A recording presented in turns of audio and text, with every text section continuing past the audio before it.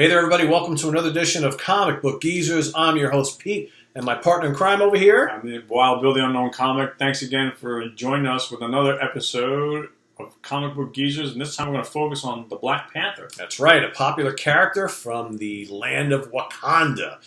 First appeared in Fantastic Four back in either the very late 60s or the early 70s. He showed up there in a couple of issues and a little storyline. Eventually wound up joining the Avengers.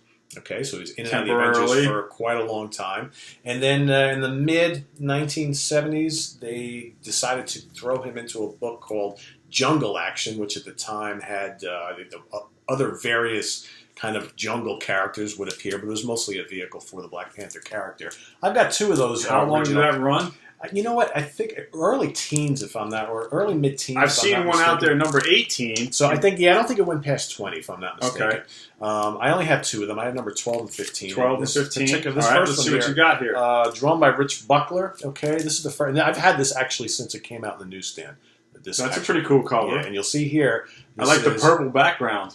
Yeah, exactly. Very cool with the wolves. And, of course, you got the Killmonger character here, who is actually the villain in the recent Black Panther film.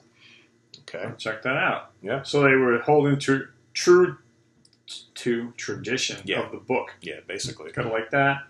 And then number 15 here, and here you got the kind of like a dinosaur here. Who got you that? Who got me this? I think the guy sitting next to me, right? Yes. Surprise!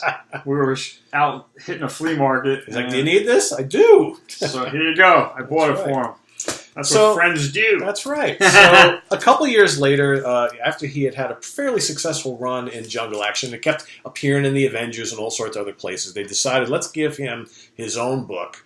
And who else to put in charge of the Black Panther was Jack Kirby, because, of course, Jack Kirby had just come back to Marvel from DC. Jack Kirby was involved in a million things. The Demon at DC. At DC, right, and the New Gods, right? And then he came over here, and he started up the Eternals, and 2001 A Space Odyssey, and Machine Man, and Devil Dinosaur. He was drawing Captain America. He was doing a lot. And in addition, they gave him Black Panther. So this is Black Panther and number one. And he's writing, drawing, and editing all these books. This guy, every month, was writing and drawing all this stuff. Now, what's interesting is if you know anything about Jack Kirby in the mid-late 70s, he was really into these like sci-fi epic stories. So what he decided to do was take the Black Panther out of Wakanda. Did you say Eternals, too? Yes, it did. Yeah. Okay.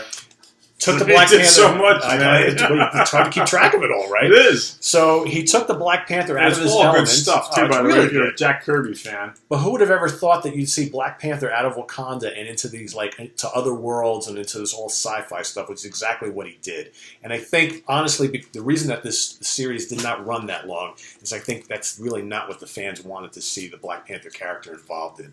I mean, these are good, great artwork, as you can see by these covers. This is probably from 1976, 30-cent book. Yeah.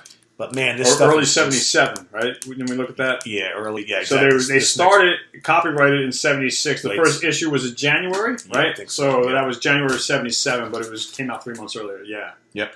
Okay. So number 4, July of 77. We got right here. I love this cover right here. Again, classic Kirby. But again, you can just see this is sci-fi stuff. Fantasy, sci-fi, hidden realms. He dominates the cover here. Oh yeah. Look at the body on him, like kind of rock. Yeah. Almost, I'm going to say Thing, like the Thing, but toned down. Yep. See the muscles? Yeah, that was Kirby's style. It's definitely weird, Yeah, he made the Black Panther his suit look a little metallic almost, right? But Bill's right, with all the edge, look at that creature, right? The Yeti. That makes me look. That looks like a Thor villain who he's fighting. I'm thinking of Thor. Yeah, that's definitely great. Yeah. How much you want to bet Kirby pulled this creature villain from one of those old Thors. horror and or even before then, those old horror and monster comics books that he did exactly way back in the day. I guarantee you. It was inspired from the horror books that he did. So, I mean, tell me this doesn't look like an Eternals cover, right? I mean, Jesus. Look at the big jaw. We always go back to the Kirby jaw. Yep. It's the same. Yep. It never deviates. And he'd like to do all these kind of like squiggly lines. I know we have like squiggly lines on the arms and back and legs. Just unmistakable. Here's a talented artist. Look at this next one. I mean, if you like comics. Yeah, if you like there you go. Again with that. Yep. Body. I can totally see what you're talking about here. It's not defined. It's rough. Yep. you know, but it works. Look at those early claws. You know, if you've been watching the movies, he's got like these metal claws, but here they don't look metal, but they definitely got claws there. Definitely cool. All right, number 8. Let's see. Oh, good use of the yellow background. Yep. I like the purple mitts in the front. Yeah. Definitely cool. Who is that? I don't remember. It's not Galactus. No. That's definitely cool, man. I don't have any of the Black Panthers in my collection. It's this guy. It's Jakara. He's coming up in an issue. Okay. Here we got presenting the Black Musketeers. How kind of ridiculous is that? Interesting. But again, you see like all the missiles and spaceships. It just was weird. And I think that, again, that's why this particular series of Black Panther did not last too long in the hands of Kirby, because he just took the Black Panther out of his element and put him into all these like space-age sci-fi stories that were, they were cool, but... It was far-fetched. Yeah, and I don't think it's what the audience really wanted. So here's a great... So this is that guy with the purple mitts that Bill was talking about before. Check that out. Yeah. That's definitely cool. Issue number 10. Issue number 10. So this would run 2 more, and I got them both. Very cool. Yeah, I mean the artwork is just stellar, obviously. No, that looks pretty cool. Yep. Then the axe coming down. I know. Watch your fingers. Kyber the Cruel, or Cyber the Cruel, however you say it. Is that Kibber? Kyber? Yeah, I don't know how they pronounce that. But anyway, that's definitely a cool cover, man. Yep. And here's more than 2 on the last issue, number 12. The Agents of Kyber or Kibber. Again, I mean, come on. That's like his flat head. It looks like it's been hit with a hammer. A mallet or something. Yeah, like those big giant steaks for a circus tent. Could probably fry a burger on that thing. It's so flat. Easy. Right? And they all got flat heads. Yep. And they got a Mo from the Three Stooges kind of haircut. I like it. Definitely cool. So that would be the end of the Black Panther run in the 70s. But of course, he would appear in his own comic throughout. I think he still has his own comic throughout the years. So just a perennial favorite character of many, many comic book fans.